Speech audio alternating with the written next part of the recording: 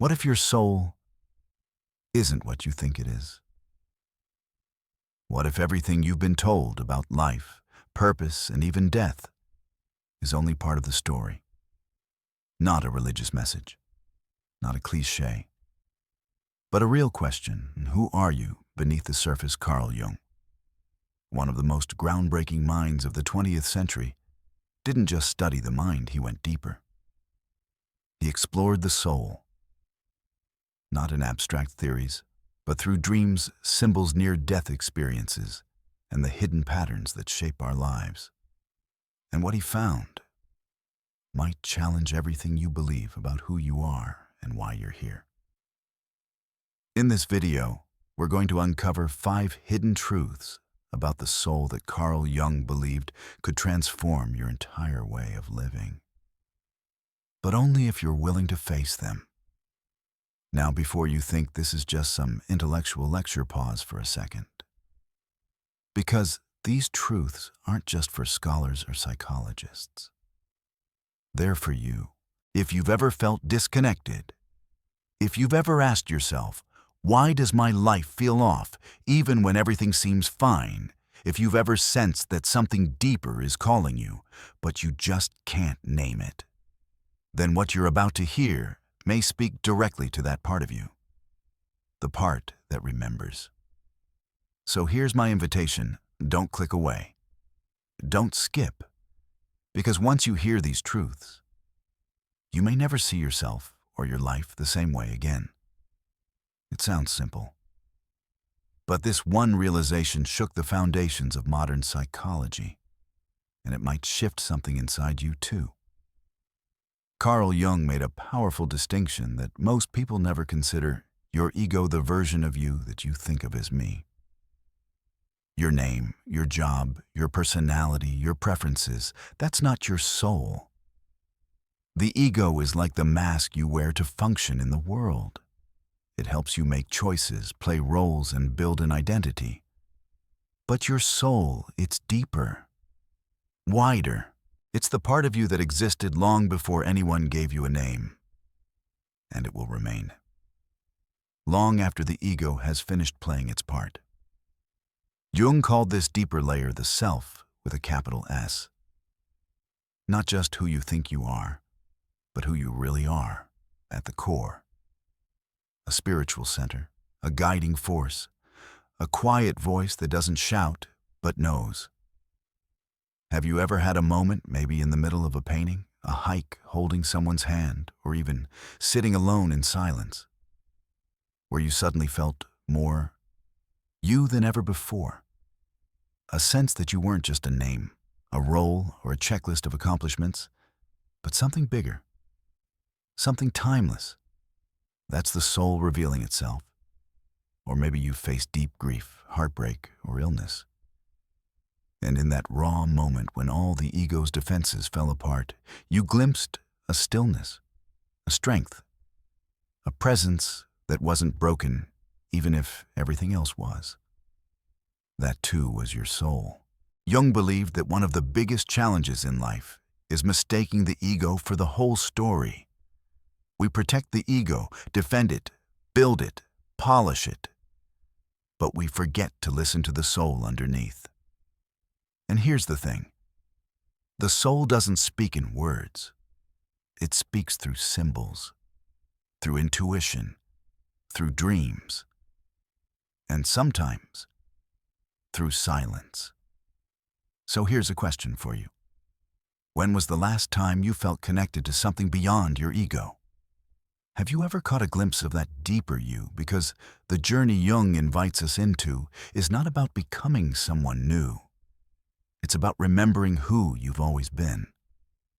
And that begins the moment you stop living only through your ego and start listening to the soul that's been waiting all along. Let's move to the second truth. Now let's go deeper into a truth that might be harder to hear. But it's one Carl Jung believed was essential to the soul's awakening. You cannot truly find your soul without facing your shadow. Now, when we hear the word shadow, we often think of something sinister, evil even. But for Jung, The shadow wasn't some external monster hiding in the dark. It was you. Or more specifically, the parts of you that you've hidden, denied, or rejected. Not because they're bad, but because they didn't fit into who you were told you should be. Let that sink in. Jung once said, "One does not become enlightened by imagining figures of light, but by making the darkness conscious." In other words, you don't grow by pretending to be perfect. You grow by being honest about your imperfections. So what exactly is the shadow? It's the part of you that you've buried because it made others uncomfortable. The anger you never expressed, the envy you felt but couldn't admit, the impulses, desires, fears, even gifts that didn't match the image you were trying to maintain. It's the side of you that shows up when you're triggered, when you're jealous of someone else's success, when you find yourself criticizing others harshly only to realize you're actually projecting your own self-doubt. Here's a simple example. Have you ever met someone you instantly disliked, and you didn't even know why? Maybe their confidence annoyed you. Maybe their freedom made you feel trapped. Maybe their honesty rubbed you the wrong way. But what if what you disliked was actually something inside you that you've pushed away? That's the shadow calling. And here's the kicker. Until you face your shadow, it controls you silently, invisibly. It runs your reactions, your judgments, your self-sabotage. And you don't even realize it. That's why Jung believed the path to the soul runs through the shadow, not around it. It's not about becoming darker. It's about becoming whole. Think about it. How can you love yourself completely if there are entire parts of you that you've locked in the basement? How can you connect to your soul, your full, rich human self, if you're still pretending certain emotions don't exist? Real spiritual growth doesn't mean always being calm, kind, and positive. It means being honest. It means being courageous enough to say, "There's more to me than I show the world, and I'm ready to meet all of it." Because in the darkness of the shadow is treasure. Your creativity might be hiding there. Your boundaries, your wildness, your truth. Jung believed that the shadow, once integrated, becomes a source of power, of authenticity. It stops being something you're ashamed of and starts becoming a bridge to your deeper self. So let me ask you, what are you afraid to see in yourself? What if the part of you that you're avoiding is the exact piece you need to feel whole again? This is the uncomfortable path. It's not glamorous. It's not always Instagram-worthy. But it's real, and it's worth it. Because the moment you face the shadow, you start to reclaim the soul that's been waiting behind it all along. And that changes everything. Let's move on to the third hidden truth Carl Jung left us. Now I want you to pause for just a moment. Can you remember a dream, maybe recent, maybe years ago, that felt so vivid? You still think about it? Maybe it didn't make logical sense, but it left you with a feeling. A message. A whisper you couldn't quite explain. That's no accident. Carl Jung believed that dreams aren't just random firings of the brain or leftover noise from your day. He saw them as sacred messages, a language that your unconscious mind and your soul use to speak to you when the ego is finally quiet. And here's the key idea. Your soul doesn't speak in words. It speaks in symbols, in images, emotions, archetypes, in the strange, layered, surreal worlds you wander through at night. To Jung, every dream, no matter how confusing, had meaning. Not a universal meaning like a dream dictionary might suggest, but a personal one. A message that's uniquely yours, rooted in your story, your wounds, your growth, your shadow, yourself. Let me give you an example. Jung once worked with a man who kept dreaming of a locked room in his house.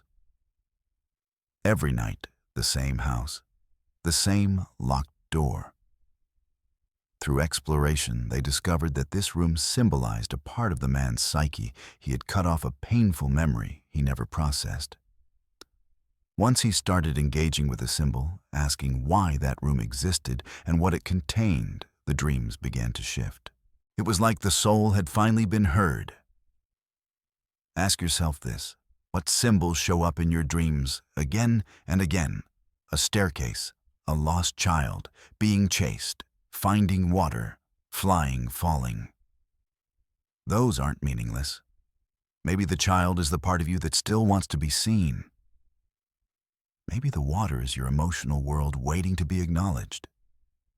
Maybe the fall is your soul telling you it's time to let go. Jung believed that dreams are compensatory, meaning they balance what your conscious mind is ignoring.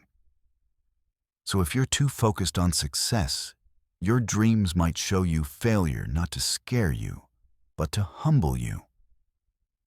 If you're stuck in fear, your dreams might hand you symbols of courage. They're not judging you. They're guiding you. But here's the challenge. We're so used to brushing off dreams as nonsense or forgetting them entirely that we miss the chance to have a conversation with our own soul. What if we treated dreams not as puzzles to be solved, but as sacred letters addressed to us? From us, what is your soul trying to tell you? Have you been listening? Let me tell you from experience, when you start recording your dreams, when you sit with them in the quiet of morning, when you resist the urge to figure them out, and instead let them speak, something changes. You begin to feel less lost, less fragmented. You start to recognize parts of yourself that you forgot were there. You begin to notice patterns, certain images that arise when you're at a crossroads, certain people or places that come back when your soul is restless. Dreams become your inner compass. You don't need to become a psychologist or symbol expert. You just need to become curious, open, willing to feel into the mystery. That's what Jung taught, not that we should decode our dreams like formulas, but that we should build a relationship with them. So here's a simple practice to try. Starting tonight, keep a small notebook by your bed. The moment you wake up, even if it's just fragments or feelings, write them down. Don't try to interpret right away. Just honor the message. Over time, your unconscious will begin to trust that you're listening, and it will speak more clearly. And maybe one morning you'll read what you wrote and realize your soul has been guiding you all along. Let's move forward to the fourth truth. Jung left us one that may just redefine your entire journey through life.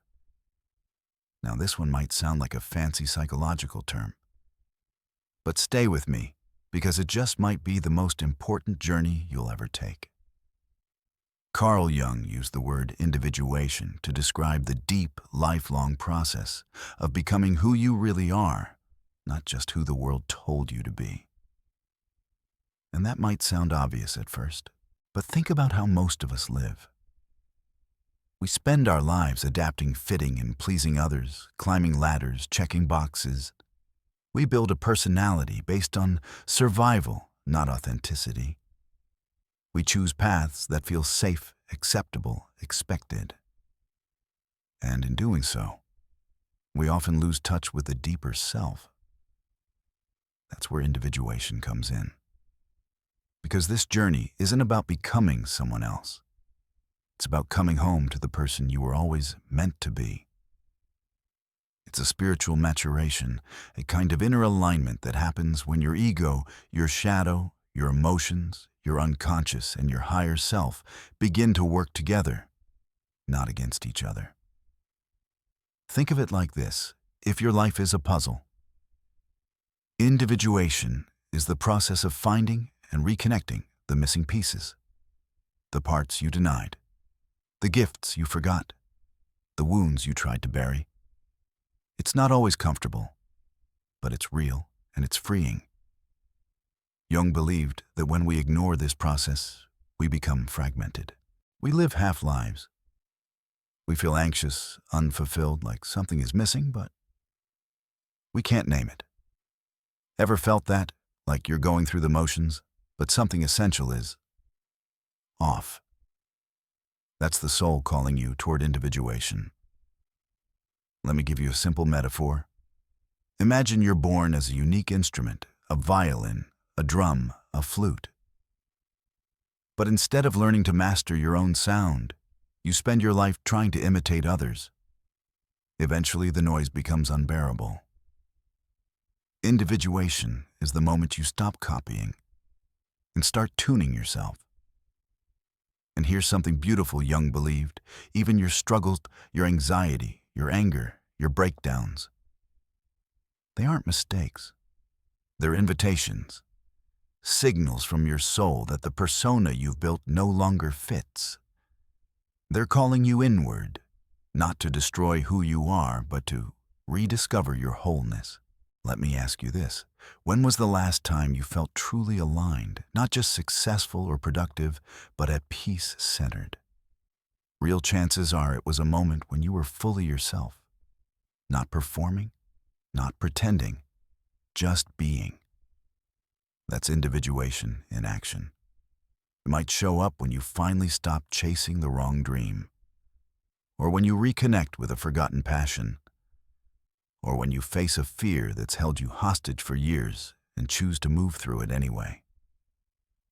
This isn't about becoming perfect.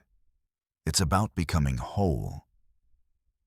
Jung's view was that the self, the deepest part of your being, is already there waiting. It doesn't need to be built, it needs to be remembered. And that's why individuation is not about following someone else's map. It's about drawing your own. Through trial, insight, healing, and sometimes heartbreak. You'll confront parts of yourself that are uncomfortable. You'll question things you thought were true. You might even lose relationships that were built on a version of you that no longer exists. But you'll gain something far greater yourself. And here's something I want you to hold on to. You were never meant to just fit in. You were meant to become whole. You're not here to be a copy-paste version of someone else's life. You're not here to just survive or perform. You're here to integrate, to heal, to awaken. That's the soul's true path. And yes, it's challenging. It's not linear. It's not always pretty. But it's sacred. So if you've ever felt like your life is asking more of you, if you've ever sensed that your outer world no longer reflects your inner truth, you're not lost. You're in the process of becoming. And that, according to Jung, is exactly what your soul came here to do. Let's now move to the final hidden truth, one that may forever change how you see death and what lies beyond. In 1944, Carl Jung had what can only be described as a near-death experience. He was critically ill, slipping in and out of consciousness. But what he saw during that time wasn't random, chaotic, or terrifying. It was transcendent. He described seeing a radiant temple suspended in space. It glowed with warmth and beauty. And in that moment, Jung felt a profound sense of peace, like he was standing on the threshold of a truth far greater than anything he had touched during his waking life. To Jung, that temple represented the soul's return home, not a heaven defined by dogma, not a punishment or reward system, but something deeper, a symbolic reunion with the self, with the eternal, with everything we are beneath the surface. After this experience, Jung said something powerful. I can no longer say that death is the end. It is the goal. Life is a short pause between two great mysteries. Think about that for a moment. What if death is not the moment you disappear, but the moment you finally remember who you've always been? We spend so much of life afraid of death. We push it away, avoid thinking about it, or fill the silence with distractions. But what if that fear isn't about death itself, but about how disconnected we've become from our souls while we're still alive? Jung's vision wasn't about fear. It was about completion, about the soul returning to its source like a river flowing back to the sea. And here's what's truly interesting. Many people who have had near-death experiences across cultures, religions, belief systems often report the same feeling. Not panic, but peace, a sense of clarity, of unity, of unconditional presence. It's as if the veil is lifted and everything suddenly makes sense. What if dying isn't falling apart, but falling inward? What if the end isn't a collapse, but a homecoming? Now, this doesn't mean life isn't precious. Quite the opposite. Jung's experience didn't make him detached or careless. It made him more grounded, more grateful. Because he realized something profound. We're not here to escape death. We're here to live fully knowing it's part of a larger journey, one that doesn't end when the heart stops beating. So here's a gentle question for you. What would you do differently if you knew death wasn't the end? What would you focus on, let go of, or finally say out loud if you believed your soul continues? It's easy to get caught up in the fears of modern life status image deadlines. But none of that matters when we meet our soul. None of that crosses with us into the temple Jung saw. What crosses over is consciousness, awareness, the love we gave, the truth we lived, the courage we found, the parts of us that were real. Jung's vision invites us to live now with soul-level honesty, to stop waiting, to stop fearing, and to begin living as if this life is sacred, because it is. You see, death isn't the opposite of life. It's the completion of it, the moment when the masks fall away and the soul steps forward. So if you've ever feared death, if you've lost someone and wondered where they went, if you've felt the ache of impermanence, let this truth comfort you. You are not running out of time. You are returning to something timeless. And when that day comes, whenever it does, it won't be an end. It will be a return to wholeness, to light, to home. So live today from that place. Live like your soul will carry every moment you choose with intention. Every act of love, every truth spoken, every shadow faced, every dream honored. Because that's what stays, and maybe just maybe. When the veil lifts, you'll recognize that temple, because a part of you has always been walking toward it. So let's pause here and breathe this in together. We've just walked through 5 of the most powerful truths Carl Jung discovered, not just about psychology, but about the soul itself. And here's the thing, Jung didn't give us answers wrapped in certainty. He gave us mirrors, reflections of who we are beneath the surface. He wasn't asking us to believe, he was inviting us to explore. These truths aren't something to memorize. They're invitations to go deeper, to listen more closely, to meet the parts of yourself you've forgotten, ignored, or maybe never dared to touch. Because the soul isn't out there somewhere, it's here quietly waiting for you to turn inward. So let me ask you, which truth spoke to you the most today?